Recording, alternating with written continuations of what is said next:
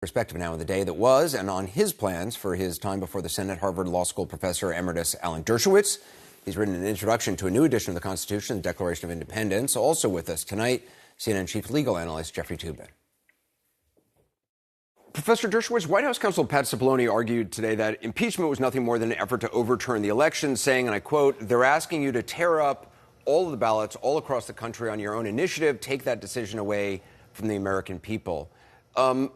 The pushback on that is, and as a constitutional lawyer, I want to get your opinion, the process we're witnessing, isn't this exactly what the framers intended? That it's not about tearing up ballots or taking voters' decisions away? And in fact, their impeachment is different than disqualification from running again. That's a separate thing.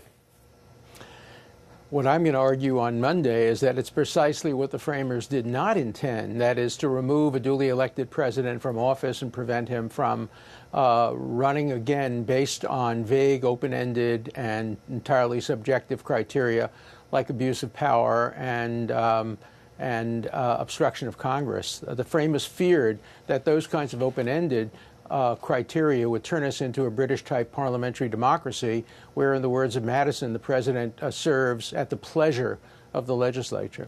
Jeff, let me ask you, the White House counsel today was saying there are no first-hand witness accounts, talking about how important cross-examination is, claiming this whole thing is about perpetrating the most massive interference in American history. The idea that there's no first-hand accounts, I mean, that is true. Gordon Sondland said he believed the president wanted a quid pro quo and was dangling, one thing for the other. I guess the flip side of that is there are no first-hand accounts because the people who might have first-hand accounts are not allowed to testify. That's just true. I mean, the position of the defense lawyers that you don't. That you have to penalize the House managers for not getting the testimony of John Bolton and Mulvaney. I mean, that rewards the conduct that is the subject of Article 2 in the counts of impeachment. Professor Dershowitz, we didn't hear a lot about Vice President Biden today, really nothing from the president's attorneys. On Monday, it's expected to be a large part of the presentation, certainly Monday or Tuesday. How exactly do you believe it's relevant here? And is that I assume it's not part of your brief because it's not, I don't think it's the constitutional issue that you're going to be focusing on. But do you think that should be brought in? Well, I don't think necessarily any witnesses at this point should be brought in because I think they don't charge impeachable offenses. But if any witnesses are brought in, witnesses have to be called on both sides. There's a very broad concept of irrelevance. And the president's lawyers would probably argue, look, the president honestly believed that there was corruption in the failure to prosecute this young man. I'm not taking a position on that, but that it was relevant, that they should have, therefore, having an investigation of that, why he wasn't prosecuted, why he wasn't investigated. Whether it's a good argument or a bad argument, that's for the senators to decide. You're going on Monday? I'm going on Monday, yeah. And do you know how long you're going to be presenting for? Less than an hour, hopefully. I'm trying to cut it down. I'm following the Abraham Lincoln notion. If I had more time, I'd have written a shorter letter. So I'm trying very hard. I've been spending the last 2 weeks in dusty books, going back to all the original books of the Constitution, the trial of Andrew Johnson, and now I've taken my head out of the books, and I'm revising and trying to shorten. When is Ken Starr going, and how does what's his subject different from your subject? We haven't discussed it. I don't know. I'll probably find that out sometime tomorrow. But I know what I'm going to argue. I think they know what I'm going to argue. I'm going to argue some things that I haven't argued to you or on television. There will be some surprises, but the general outlines of my argument are fairly clear. And they don't focus so much on whether a crime is required. They focus much more on whether you can use the two criteria, abuse of power and obstruction of Congress.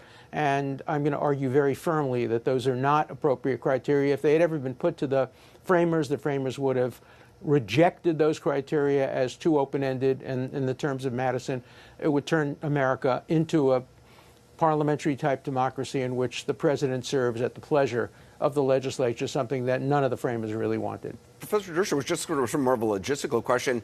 How closely are you in contact with the president's legal team? Because you're in a kind of a unique position. You're not really, as you've said, you're not really part of the meetings about strategy writ large. You're focused on this constitutional issue. Right. Is it something like, do they know what you're going to be arguing everything in advance? Do they just say, okay, you have however much time you need? How does that work? Mm-hmm. I haven't shown them my draft. If they ask me, of course I will. I've been working just very, very hard to produce a kind of neutral, nonpartisan, objective, academic. I know people say that that's not my job, but I think effective advocacy is most effective when it's nonpartisan and neutral. And I've been working along those lines. I'm sure I'll coordinate with them about timing and making sure there's no duplication. But it's a role I've played in many cases. I've come in and argued just the constitutional issue, most recently in a takings case involving a large corporate matter, and they just asked me to argue the constitutional issue. So I did. I coordinated lightly with the team, but they gave me a lot of authority and independence to make the takings argument. Just final question. It's more of a personal question, really. When you do something like this, who is your client? I mean, who are you speaking to? Is it you're speaking to the president? Is it you are speaking to the Republican senators, the Democratic senators, or to the television audience? I mean, is it? Well, do you think about questions. That? Of course, you can't be an effective advocate without knowing who your audience is. My audience is the Senate. I will speak respectfully to the Senate.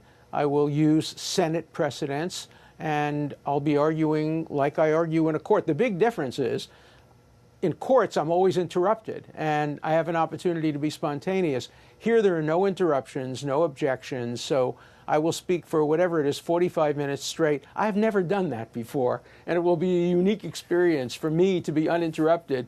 And, after being interrupted by you guys a little bit, maybe that'll be a relief, so we'll see. Although I have to tell you, I prefer being interrupted, even by you, because it gives me a chance to really respond and be spontaneous. And Alan, you're usually an appellate lawyer, so you're usually arguing to judges, not to juries.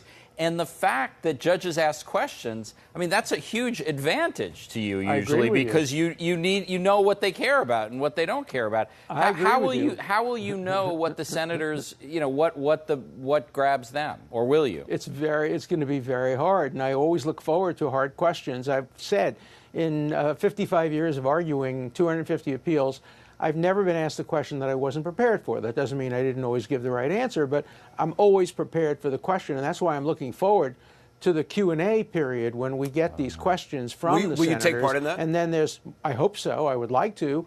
There's a lot of spontaneity involved there, and I'd like to play a role in that. It's going to be fascinating. Professor Dershowitz, thank you. Jeff Toobin as well. Okay.